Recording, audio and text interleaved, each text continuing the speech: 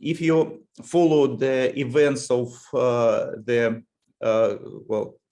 of this year, you may notice that Mr. Putin, before he ordered attacking Ukraine in February of this year, delivered the whole lecture on the history of Russian-Ukrainian relations.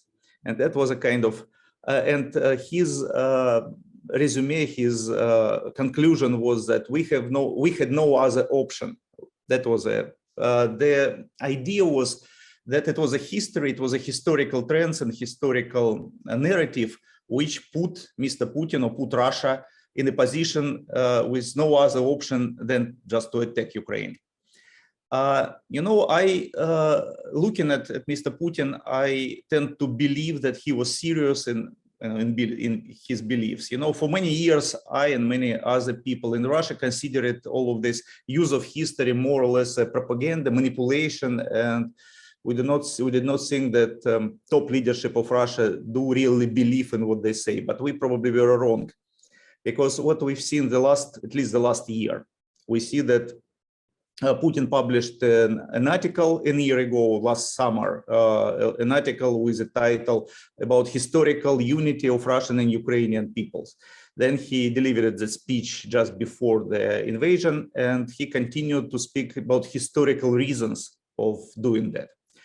That was a lot of content in that, including that Ukraine was artificially created by Lenin, during the Soviet time, and that was a lot of other talks, or that the West, like evil West, is trying to cut Ukraine out of Russian embrace and make it somehow anti-Russia. So all of that is included in the position which Putin reiterated, repeated several times during the last months and last years already. And what I'm trying to explain in this lecture is where the mistake, where it was the how this type of thinking developed, and why this type of thinking is purely wrong from the point of view of scholars, of historians, professional historians. First of all, let me say several words about what history writing is. I do think that many of you, not all of you, but some of you at least, are historians by training. But still, I will repeat probably for you familiar for you ideas. But still, I have to say that history as a academic field, not science, but as a scholarly endeavor, history is now organized as a dialogue between the contemporary historian, contemporary society, and a current society of us historians and other people who ask questions to the past.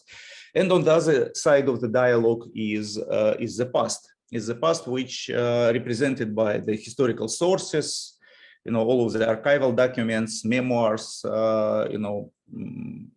archaeological remains, and all of the stuff that historians use to get the response, to get the answer to the questions they ask.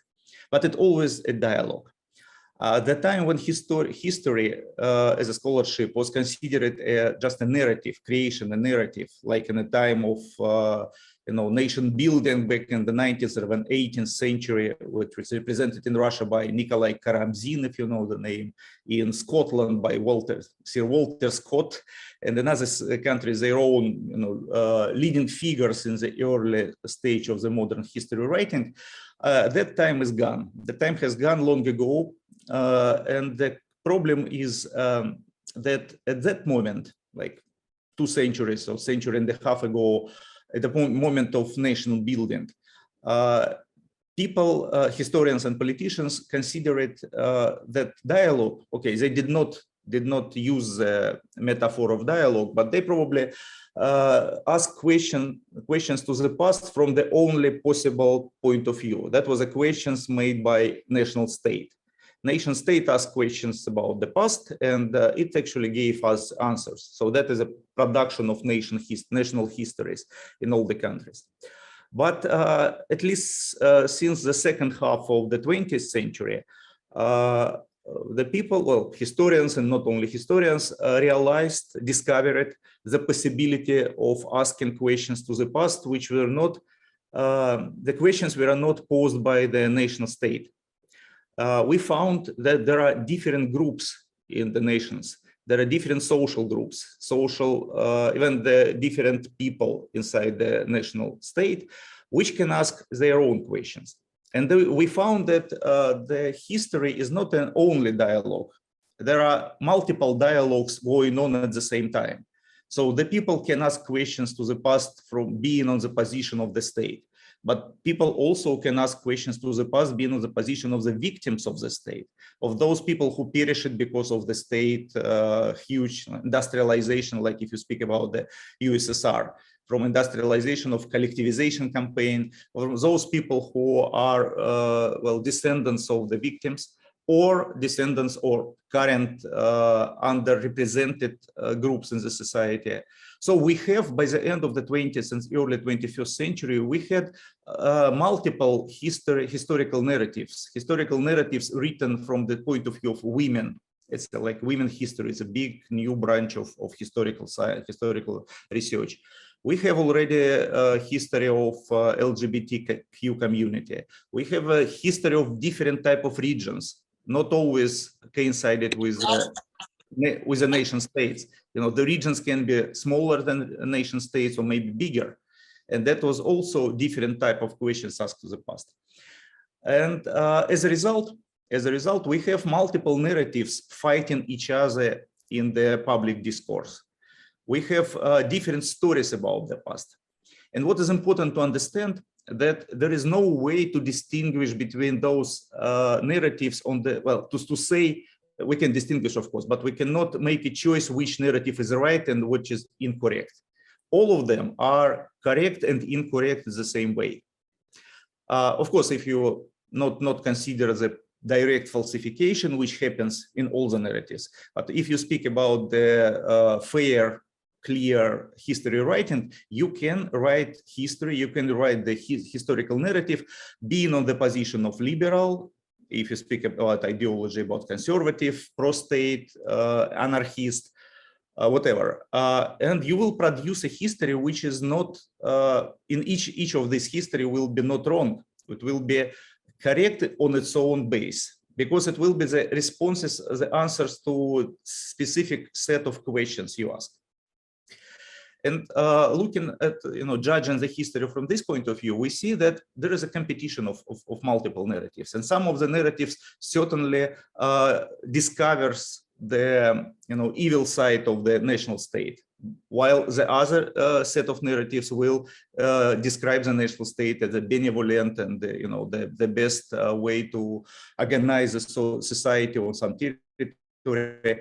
And they will look, those two narratives, or more like 5 narratives, would look mutually exclusive, but at the same time, each of them has its right to exist. And that is very difficult to, very hard to get for a person who is not, has no basic humanitarian type of thinking of the 21st century. And that is definitely not the way Mr. Putin and his propaganda people are thinking about history.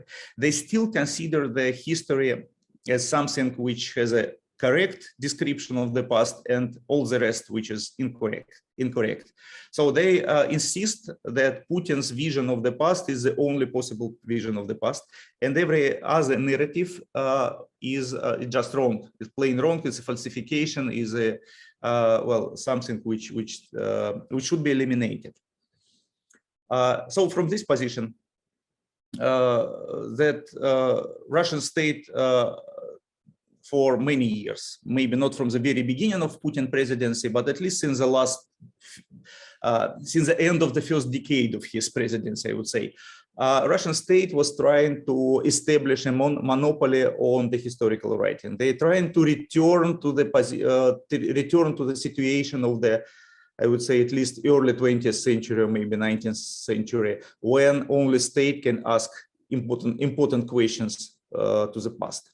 So we have what are the tools that the state has in hands to enforce its own vision of history? Well, first of all, there are several several layers, I would say. Some symbolic, there is a symbolic layer. So the state erect monuments, rename streets or cities. The state order to rewrite history textbooks for schools. The state is changing the national holidays from one day to another, and all of this to make a symbolic universe to enforce the historical narrative that the state needs. But also state can use coercion, can use just a brutal force in terms of criminal law. And we do have this type of, well, historians call it memorial laws.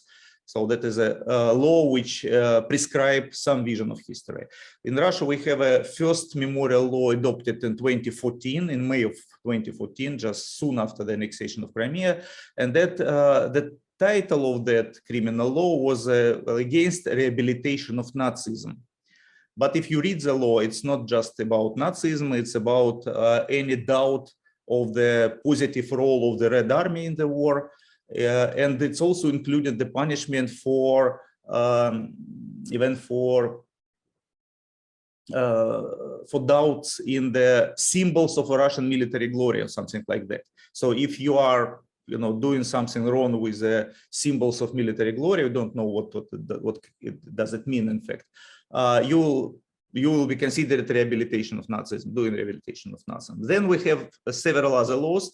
One of the other laws prohibits the comparisons, making comparisons between the Soviet Union and the Nazi Germany. And finally, we got a constitutional change 2 years ago.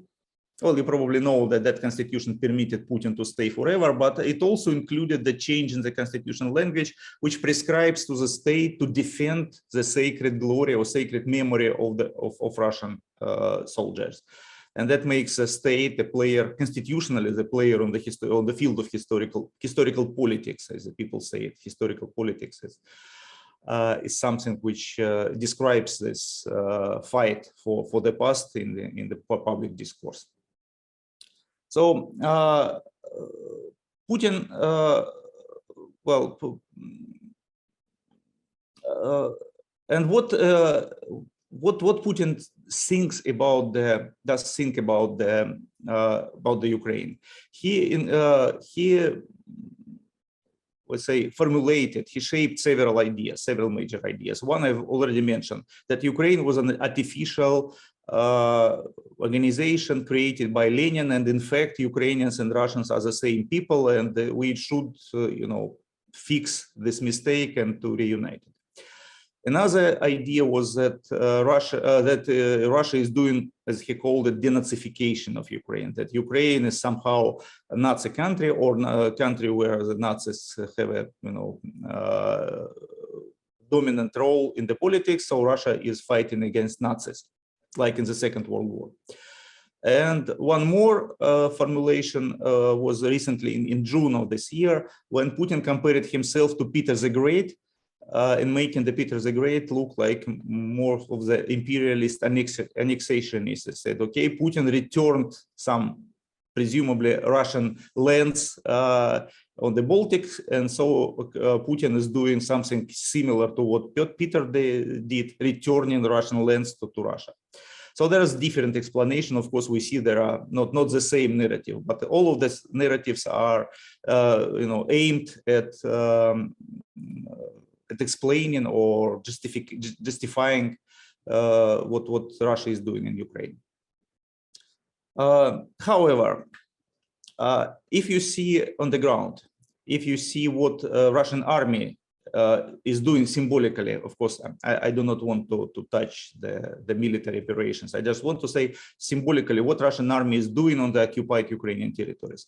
You see there are numerous news that Russian army reestablish monuments to Lenin, to Vladimir Lenin, that Russian army uses the red flags, or, you know, when, you know, occupying territories. And there was a big story early in May of this year about the old woman carrying red flag with her, and that was the big propaganda story about the old woman who's trying to keep the the Soviet Union flag, and the Russian army is helping her. So all of that describes a different narrative, which Putin actually never pronounced it himself, because Putin always was anti-Soviet. I mean, in all of his speeches, he criticized Lenin severely. He probably considered Lenin the first, I would say, like orange revolutionaries, color revolutionaries. And he did not like him, definitely. He did not like, Soviet Union as a revolutionary country. And he never supported red flag himself. But what we see re-erection of Lenin monument. We see red flags everywhere. And I also, for many years, study the Immortal Regiment marches. What is Immortal Regiments? It's quite a new, it's already 10 years tradition for many people to go to the streets of the Victory Day of May 9th with portraits of their veteran relatives of the grandfathers who fought in the Second World War. So I do not want to discuss the Immortal Regiment right now, but I come to Nevsky Avenue in St. Petersburg, where a huge marches for more than 2 hours. People go through Nevsky, so hundreds of thousands probably people participating. And I make photos and I look at the symbols they carry with them. And I can say that this year, that was a big difference in symbolic view of these marches. I would expect, when I came there, I would expect they will use something of the symbols of this military campaign, like Z sign or something with, veterans of Donbass. But no, there are very few Z signs on some personal appearance, but not much, not many, quite. But what I've seen, what was a big difference from the previous march, previous one was before COVID pandemic, so it was 2019, and compare it to 2022. Now there was a huge number of the Soviet flags, not the flags of the victory. Russia created some special flag to celebrate Victory Day, which looks differently, but the flag of the USSR with a national symbol with cycle and hammer on it. And many people even had an inscription of this flag, born in the Soviet Union or something. I've seen people in the T-shirts with born in the Soviet Union. That was never, at least in such quantity, never seen on the streets during Immortal Regiment marches. So what we see, what we witness during this war in Ukraine, is that many people consider can understand this war in Ukraine in one familiar set of references. For them, what is going on is the first step probably to re-establish the Soviet Union. Again, Putin never publicly say something like that. His narrative was denazification, historical unity of Russians and Ukrainians, or Peter the Great. But probably all of these narratives that Mr. Putin offered for Republic are too far for people who are, for people on the streets, for people who are doing, who are fighting in the military, in the Red Army, or for those people who are,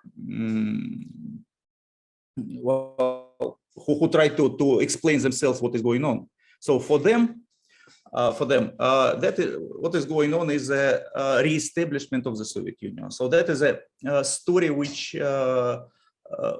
dissonates, I would say, dissonates with what Mr. Putin is trying to convince, what people want to convince. So this is a different narrative.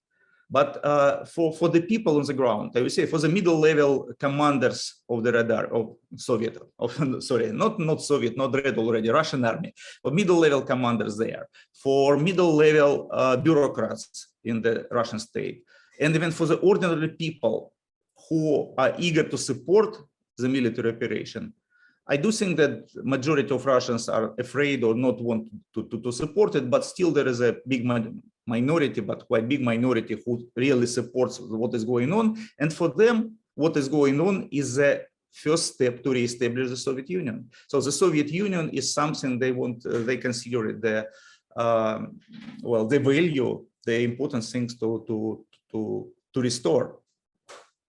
And then here we come to the question of why this narrative can be attractive to the people in 2021, like 30 years after the dissolution of the Soviet Union. Many of those people are young enough to remember the Soviet Union. Many were born after the Soviet Union. Why the Soviet Union became attractive, at least for some of Russians? And here we come to the problem of the national identity. You know, there is a question of, okay, all of my fields, including Russian-American relations, of my fields of interest are somehow dealt with the national identities. You know, we can answer the question who we are or what are we, or who are we, by two ways. We can compare ourselves with somebody, and we can look back in the history and say we are the descendants of those heroic people, of those victims. And what is going, so that is two ways to respond to the question what we are. And if we look at the Russia during these 30 years after the collapse of the Soviet Union, we see that, okay, let's see on the symbolic universe. I've mentioned already that the symbolic universe, meaning the monuments, names of the streets, and all the rest usually changes during the revolutionary periods. You know, after this Russian Revolution of 1917, that was a special decree by Lenin to change all the Tsarist monuments to a new monument, to monuments to revolutionaries. So that was a first change of symbolic universe in Russia. But what we see, if you look at the symbolic universe of Russia since 1991, we see that there is a, well, there are still many Lenin monuments on the streets. But to the Lenin monuments, we have added the monuments to the white generals of the Civil War people. You know, there are monuments to Denikin or Kolchak. There was even a monument to Ataman Krasnov, well destroyed, but then reestablished. So that is a different figures with different camps. We can see that we have street names still kept in place after the revolutionaries or after even the revolutionary terrorists, and the street names after the victims, named after the victims of those terrorists. Just, you know, next to, you know, around the corner, you can see the names of the people who killed each other a century ago, or monuments to the people who killed each other. You know, on my street in St. Petersburg, on Vasilievsky Island, there is a plaque on the building saying that in this building, the revolutionary organization People's Will produced a dynamite to make a terrorist attack against Tsar and Tsarist. So that's still a revolutionary sign on the street. Probably now it would be the criminal offense to make such a plaque, but it's kept there. So for some time earlier, I would say that, okay, Russia has a pluralism, pluralism keeps the pluralism in historical thinking. We keep the symbolic universe for several competing narratives. We keep the symbolic universe for communists, but we also created another symbolic universe for Orthodox Russians, all of these churches, crosses, and then names of saints, people of saints. And we have even the liberal symbols with, you know, people for fighting for freedom in the Russian past, and all of them coexisted with each other. And even the very first symbolic law made by Putin when he became president 22 years ago, most of you do not remember, of course, but that was a creation of three state symbols of Russia taken from different epochs. So it was Putin who suggested that Russia should use the Soviet anthem. You know, the national anthem of today's Russia uses the music and, well, part of the word lyrics from the Soviet anthem. It also uses a Russian imperial symbol, this two-headed eagle. That was a legacy of Russian Empire. And also this three-color flag, which more or less resonates with Russian republicanism, with Russian Republic of 1917 or of the time of perestroika in early 1992. So that is like three different epochs of Russia used in the set of symbols. So it was eclectic, but it was an idea that Russia somehow unite all of the narratives in one. And the same can be said about the monuments, street names, and whatever. But now I would say that it looks like it left the Russians without definite answer. Who are we and what are we? Because what was for most of the people of the former Soviet people, of the citizens of the new independent state, the states that get independence in 1991, 1992. For those people, there was an idea. Most of them created their national states. That was an idea. Who we are independent nation, and that was important. For Russians, there was not such an option. I mean, there was not an idea that we are now independent. You know, for some time, the Russian national holiday was June 12th, which was called Russian Independence Day, and people just make jokes about the Russia being independent from whom, from what, and that was strange. So there was no independence, no new idea about. So for Russians, the new state, the Russian state, creates no new meaning, no new identity. That was a huge crisis of Russian identity. Who we are no more Soviet people, and what are we? And who are we? And during this crisis of this year, during the war, for many people, not for all, but for many people in Russia, this old identity, Soviet identity, reemerged as the last convincing set of identity, set of answers who we are. So if Russia is fighting a war to acquire new territories, it resembles the Soviet Union under Stalin, I would say. The Soviet Union, which increased its territory several times before the war, after the war. And that was the model example of what the contemporary Russia is doing. And that is why to identify the contemporary Russians with the Soviet people back in the 30s or 40s makes a perfect sense. I mean, this is an identity which explains everything. It explains what the government is doing and why Russia is fighting in Ukraine.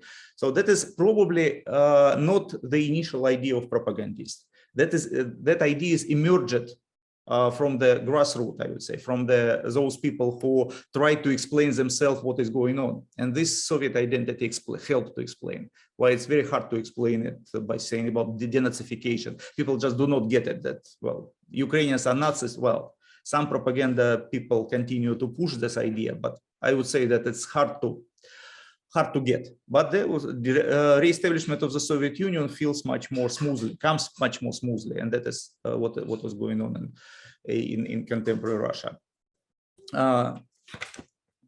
So we are getting back to the choices. I've started with explaining that several competing narratives of the past exist in any society, and especially in Russian society in these days, but not only in Russian. It's probably there are some competing narratives everywhere. And when we look at that, when we must have choice between different narratives, how can we do the choice? How can we make this choice? It's not an easy answer, because I would insist that there is no scholarly response to that. You would not say that this narrative is like better, I would say, better supported by historical evidence than the other one, because each of them can be supported by historical evidence. But then you just choose the facts. You choose one series of facts for one narrative and another series of facts for another narrative. But the facts do exist. I mean, both any sets of exist. You know, the French publicist of the middle of the 20th century, Paul Valéry, once said that history does not teach us anything, because history provides examples and explanation for everything. And that is a this real problem, because you will find in history the explanation and, the series of events which convince you that this narrative or another narrative are true. History was too big to be explained by one sequence, but possible sequence. So you need to make choice. The science, the scholarship does not give the answer. And here we come that the choice between different narratives is a choice made by on the political grounds or and on moral grounds. This is not the choice between better and worse history research. This is a choice between is a political choice and the choice on moral grounds. When I speak about moral grounds, when we make the choice between different type of narratives, we say we make a choice between our future actions. So some of the narratives, if you make some choices, some of the narratives left no other option than to go to war. It's exactly what happened with Putin. There is this kind of narrative pushed him to start a war. Well, there is no other choice. There is no other option. Just make a war.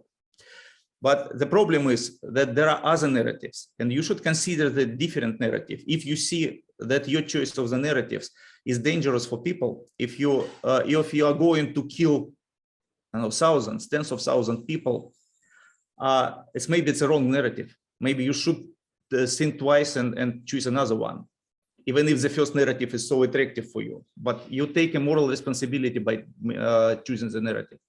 And of course, the political choice is a political. I do think that probably Putin was really thinking, reading some weird history text, history articles, and he's probably considering, well, himself as a history man, history person who read enough history to make a decision. But I would say that politicians make a decision simultaneously. I would say simultaneously with making a choice of historical narrative. So the first drive was a political drive. A politician wants to do something.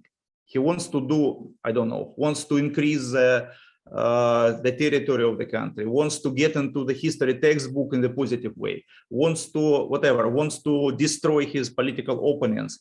So politicians always has his own agenda. And he choices, maybe not reflecting on that, not thinking about that, but he simultaneously making the choice of the historical narrative which legitimize his political action. So the politician is making the choice to legitimize what he is doing, and that is not vice versa. It's not that I learned the history and that is why I decided to make a war. No. I decided to make a war, and I make a choice of the history which convinced me that I'm right. So this is a political choice. It's not a choice determinate. That's not a determination that history determine what we are doing, but vice versa. Politicians decide to do something and make a choice of the history which helped him to feel himself comfortable. That was happened with Mr. Putin, and what we've just all see. We also seeing just recently. What else should I say? Well, just several more examples of the symbolic universe we have and how it works in Russia and elsewhere. I've mentioned that revolutions usually creates a new set of references, a new symbolic universe, and canceling the previous one. For some years, we had at least two, well, maybe more, but I knew about two examples of the countries which had an eclectic narrative of their own. One was Spain. In Spain after Franco, that was for a long time in the 80s, even in the 90s. There were multiple monuments to Francisco Franco, the dictator of the second half of the middle of the 20th century, and the new monuments created after Franco death, monuments to Republicans, to those people who fight it against Franco. So to some extent, Spain in the 80s and in the 90s resembled what we've seen in Russia. There are multiple monuments to two different sides of the civil war. But by the last few years, by the end of the second decade of the 21st century, if you travel to Spain, you will not see any monument to Francisco Franco. All of them were destroyed. Even the Franco tomb itself was removed from the national shrine and to move to some family cemetery. So there is no more Franco monuments or pro-Franco monuments in Spain, only Republican monuments. So the Spain changed its historical narrative, historical set of references from pro-Franco to pro-Republican, and it's no more competing narratives for a symbolic universe in Spain. Another country which kept and still keeps different narratives is the United States. Well, I know United States because my first field of study, and there are symbolic narrative in the South with General Robert E. Lee and all of the Southern Confederate generals, Confederate soldiers, Confederate statesmen erected in the monument throughout this American South. And of course, opposite narrative on the North with Abraham Lincoln, generals of the North, and those who fought against slavery, against Confederation. You will not find any monument to Abraham Lincoln south of Virginia. You will not find any monument to Robert E. Lee north of Virginia. So it's, it was just a division. Unlike in Russia or in Spain recently, in the United States, there is a territorial division, geographical division between two narratives. There is a southern narrative and northern narrative. Until recently, even the textbooks published for the South and published for the North were different. Well, when it comes to the Civil War and the explanation of Civil War. But what we've seen, again, recently in 2017 and especially in 2020 with BLM movement, there was a destruction of the removal or vandalizing the monuments to the thousand heroes, Robert E. Lee and others. Some of the statues were removed, not all of them, and now the situation again more or less in a quiet way, and we see that in many southern states where the municipal authorities ordered to remove the monuments, they now faces the state legislature legislating the keeping the monuments in place. So usually the municipal authorities are more, I would say, revolutionary than the state authorities. So there is a clash between them. And so they still keep this two narratives in place with recent attempt of northern narrative to get over the southern one, but still the southern are keeping the narrative. So that probably, but there is a different story. Still, it's a different story because those two symbolic narratives coexisted but in one country, but geographically divided between different parts of the country. Well, in Russia, it's still everywhere. I mean, you can look around and find, if you come to Russia, you look around and you will see probably in one vision, you will see to the reds and to the whites, to the people, revolutionaries and the statists. All of them can be seen all around. And that's actually represented the lack of the answer to the question what Russians are after the collapse of the Soviet Union. That is a big problem. There is no clear vision of the future. The post-Soviet authorities, neither Yeltsin and nor Putin, nor Medvedev, of course, we were able, or of course, the propaganda machine under them, not persons, but all of the state machine that tried to create a national idea for Russia. If you remember, Yeltsin called to creation national idea for Russia. None of them created any idea which would be attractive for the people. There is a kind of end of history in the one exact country, one separate country. There is end of history. There is no more development. We do not know where Russia is steering on. And that's, by definition, creates enormous interest in the past. The politicians started to speak about the past, like, you know, pretending they're speaking about the contemporary politics, or vice versa. During the last 2 decades, you know, the public talk about historical matters replaced itself the public talk about the contemporary politics. If you look into political speeches of Mr. Putin, Mr. Lavrov, Russian foreign minister, or to Russian State Duma deputies, even to some local mayors, they would say a lot, tell a lot of the stories about the past. Why? They are not historians. They just want to say something about contemporary politics, and they have no other language. The history just became a language of talking about the past. And it's not only about politicians. You know, if you ask ordinary person about the political views, political beliefs, and very few people would answer, okay, I am a conservative, I am a liberal, or I am a, you know, anarchist, because it's, well, the meaning of these words are blurred. I would say, what does it mean to be liberal in Russia? Does it mean you are for, I don't know, for freedom of press and freedom of speech? Well, I myself consider myself liberal because I am, you know, for freedoms of speech. But some people will understand the liberal is as a person who supports economic liberalization, which is kind of different story. Economic liberalization, so less of state regulations and more, you know, more or less wild capitalism. And some other people will say that liberal is somebody who belongs to Liberal Democratic Party, which was created by Vladimir Zhirinovsky, recently deceased. So that's the word itself, liberal, does not mean the same for many, for different people. So people would probably define his or her, person will define his or her political beliefs by, you know, addressing some historical matter. You say, what is your attitude to Stalin?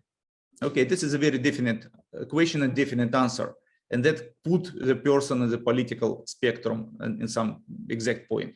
What is your attitude to Mikhail Gorbachev, to perestroika, or to the 1990s, to the decade of reforms and suffering? So it is a that makes person firmly in some political part of political spectrum, and that is so the discourse of the past create, you know, replaced itself the discourse of the politics. So we have the story when historical well, when a professional historian try to say something about the past, about his, you know, his academic interest, you know, he sounded for the public and the politicians as somebody trying to say something political. So it became hard job for historian to do, especially if the historian is studying 20th century or 21st century. Well, no, I don't know historians studying Putin regime. It's more political science yet. But for the 20th century, he considered by everybody as speaking about politics. And that is why there are some prohibited topics for historians, especially topics about the Second World War. Why the Second World War was targeted here by the state? Because the Second World War, a great patriotic war in Russia, provides the best examples which was shared by the vast majority of Russians about what is good and what is bad. Because that was a fight against the evil, fight against the Nazism. The Soviet Union, okay, Russians now say Russia, but of course the Soviet Union helped the humankind, helped the Europe to get rid of the worst evil of the 20th century. And that makes all the victims of the Second World War somehow, if not justified, by explained. There are heroes who made the good, just war against Nazism. And it is important for the propaganda of the Putin regime. It is important to keep this straight language of the Second World War for its propaganda purposes, because everybody understands that Nazism is evil. So if you want to make a war against somebody, against Ukrainians, you just call Ukrainians Nazis. And that explains everything, because, well, Nazis is evil, evil. We already in the 20th century, we, meaning Russians, meaning Soviet Union, of course, well, helped the humankind to get rid of the Nazism. So we can use that language just for propaganda purposes. We can use the language of the Second World War because that is the most straightforward, black and white language. And that is why if you listen to propaganda and listen to Mr. Putin himself, you will see Nazis in Ukraine, you will listen to punishers, karateli in Russian. So it was a word used previously only to Germans who killed innocent people, and all of that stuff. By the way, if you look on the discourse on the Ukrainian side, you will see the same in the mirror side, because for Ukrainians, the Second World War is also very important part of the memory, and for them, Russians are fascist and Nazist. So that is two societies uses the same type of language, but with a mirror image, of course, the same type of language, because it's a language which makes a word easier to understand, black and white. And the problem is who considered himself white and the enemy black, and who is the enemy. So that is why, by the way, that is why the state created this memory laws, which prescribe the specific vision of the Second World War. And why 5 years ago, the associate professor at St. Petersburg, Kirill Alexandrov, defended his doctoral second dissertation. Still have Russian old Soviet system of 2 levels of kandidatskaya and doktorskaya, candidate and doctoral dissertation. So when he defended his doctoral dissertation about the Russians who sided with Germany during the Second World War, so Vlasovites and other people, not only Vlasov army, but other people who joined in different capacity German forces during the war. That was millions of people. It was huge number of people, never researched properly. He made a good research on that. What were the people? What were the reasons? What was the different demographic statistics and all of that stuff researched. But when he defended the dissertation, it creates a huge scandal, political scandal, because for politicians, for many, I would say, social activists, that dissertation sounded not like a history scholarship, but a political statement. They accused Kirill Alexandrov of trying to rehabilitate Vlasovites, or traitors. Well, that was a huge scandal. It's finally the higher attestation committee, which needed to approve the defense, refused to approve the defense. So Kirill Alexandrov did not get his second PhD, his second dissertation degree, second degree. So that is because of the political, because his historical research sounded like a political statement. So getting back to what is going on today, in today's Russian propaganda towards Ukraine. Russia is, well, fighting Nazis on Ukraine. So that is a language that the state wanted to use. But at the same time, on the lower level, on the middle level, Russia is re-establishing the Soviet Union. This is not actually mutually exclusive interpretations. It's the same. Okay, the Soviet Union won the war against Nazis. So that was probably the Soviet Union, which is now re-established itself and fighting Nazism in Ukraine. And that is two narratives from above, from the state propaganda and from the middle level supporters of the war, of the, on the grassroots and on the middle level bureaucracy, commanders, which reinforce each other. And that is how this pro-war part of the Russian society, that set of references for the pro-war Russian set of the society. Of course, the anti-war Russians, which, well, many of them, not most, but many of them emigrated. Some of them still in Russia, but, with some fear of being, well, accused, making criminal case against what we are speaking. Okay, these people also divided between different narratives, anti-war narratives, because some of the anti-war narratives say that, okay, this is an imperialistic Russia, which is, again, this is close to the idea of re-establishment of the Soviet Union, but not exactly the same. Anti-war also say that, okay, that was just a small part of Putin. Well, maybe Putin himself is crazy and that is explain everything, which certainly do not explain everything, but this is even more difficult for anti-Putin Russians to create coherent narrative of the future. What would be the future for Russia after Putin? Well, and you see that there are clashes. There was recent forum, I guess, in Prague, planning the dissolution of the Russia to different regions, making several countries on the place of one. Some other people hate this idea and wants we just create a new democratic Russia on the place of Putin. And of course, all of that are just wishful thinking. We do not know the tomorrow story. We do not know what happened tomorrow, and that is makes anti-Putin Russians